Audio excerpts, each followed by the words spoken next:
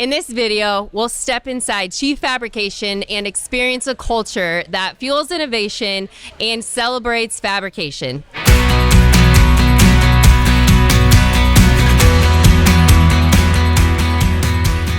So we've talked a lot about all of the different type of products you do and the employees that you have there.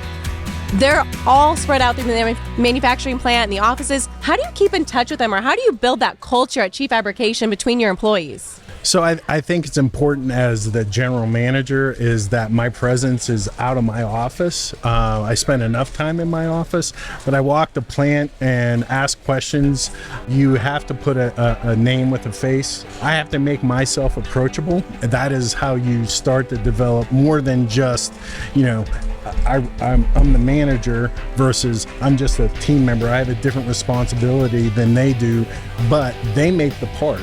Right, our group, and we've told them, is they are what makes us successful, and you have to back that up with action. So Nicole, you also are often on the plant floor, just talking with people, understanding maybe frustrations or things that are going really well, or safety components. What's your interaction, or how are you helping to build that culture with your employees too?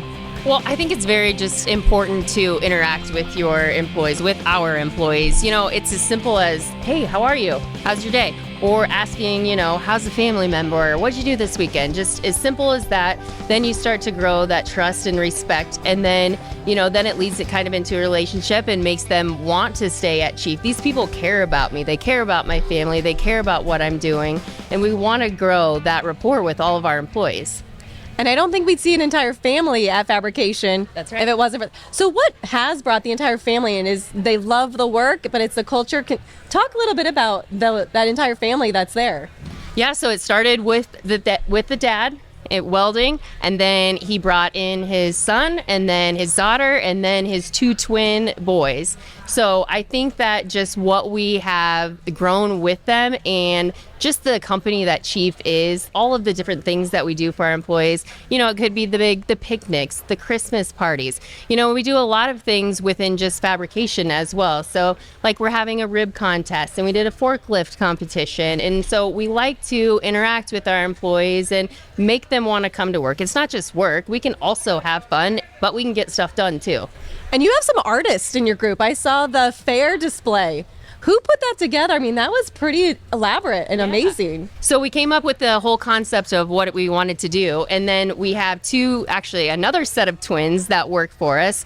And they are top notch. They will take anything from our scrap bins, and they made the whole state fair piece. It was awesome. And I think that doesn't happen unless you have that culture that allows people to have a little bit of fun with it, and kind of take that artist part of it and actually put it into the weld and what they're doing. And I know Brandon had kind of mentioned earlier too, you guys love food trucks. Like, food is such a fun part of people's day. Brandon, what has been some of your favorite food trucks you've had? So we've got some tacos coming up. So everybody likes Spanish food, of course, but I think going back to the culture. So leadership, obviously being visible, that's a big part of it from Dan, but not only Dan, but it's the rest of the team. So across the management team, supervisor level, being visible and being approachable, and having the ability to have a conversation with your peers, right? Obviously, you work together. To have a conversation with your peer beyond just what are you doing and this and the challenges of the day. So I think that really sets Chief Fabrication apart from a culture standpoint. So. And I think what you just said too, just being on the floor out there and having hands-on, I think that's one thing that I always hear our CEO, DJ Ihusen, talk about, is just that trusted, tested, true tagline that we have. It's not something that you just say. It's not just something that we have on a piece of paper. You guys are truly living that each and every day with your team members of just having the relationship. I think that's what builds that trust, which then allows people to have a little more fun every day too. Absolutely, yeah. So Dan, when you're looking at the culture and the piece of it, what do you see for the future of Chief Fabrication as well with that strategic view? So we're looking at doing more with the same amount of people. And so that's investing in additional equipment, additional training. maintaining our equipment. So we invest a lot of time in developing processes and procedures so that everybody understands what they're doing, when they need to do it. One of the other things that we started this year, we came out with our own corporate, we safely produce quality parts on time. So that is, we've discussed that with the entire organization. And if we're not doing that, we've told them, you need to come tell us, hey, you're saying this is important. This is how we drive our business. This is what, you guys are falling behind. So with that, we've also developed, with Brady, Kale, and Nicole, we've developed a steel council. So it's an employee council that can give us feedback on what we're doing, and starting to include them on any expansions, new equipment, to get their input before we make those decisions, because that type of equipment and that input is required because they're the ones that do the work. So we're changing things slowly but surely. And I definitely don't want to miss highlighting the fact that for Chief internally, we always look at the division that has the best quality standards and safety standards. And you guys actually were nominated this year for one of those awards. So yes,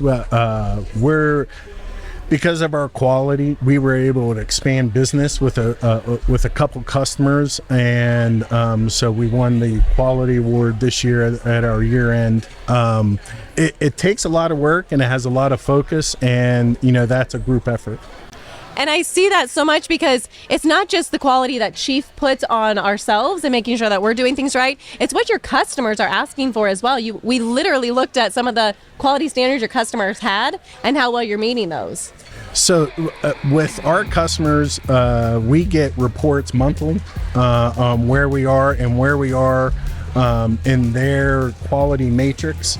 And they tell us where you need to be, if now we do have issues, but we address those issues to make sure that we're delivering quality product.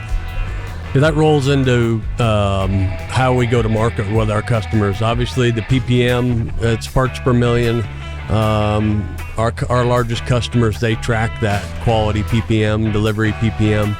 And really simply put, if you're not meeting those metrics, you don't do business with them. It's really pretty simple from that standpoint. So it drives our business. It's critical that our scores are elevated because we want to continue to grow that business. From a market standpoint, most of our strategy is centered around relationships, right? Which goes back to Chief and engineering relationships and all that. But what we want to have is a collaborative relationship with our customers, give us the ability to grow the business and be successful, give us the runway to grow that business and be successful while still meeting their metrics. So it's a really great plan when we're safely delivering quality parts on time.